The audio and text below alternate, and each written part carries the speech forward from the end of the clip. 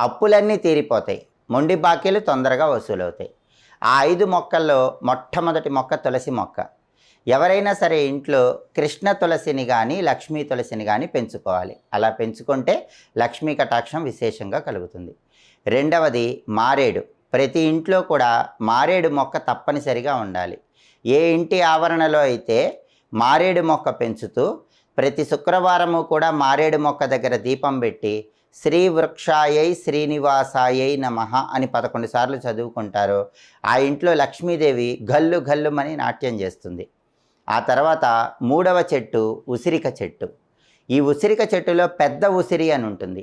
ఈ పెద్ద ఉసిరిని ఇంటి ఆవరణలో పెంచినట్లయితే లక్ష్మీనారాయణలిద్దరి అనుగ్రహము విశేషంగా కలుగుతుంది. ఆ తర్వాత 4వ చెట్టు అరటి చెట్టు. ఏ ఇంటి ఆవరణలో అయితే అరటి చెట్టు పెంచుతారో ఆ ఇంట్లో ఎలాంటి కష్టాలు ఉండవు. డబ్బు పరమ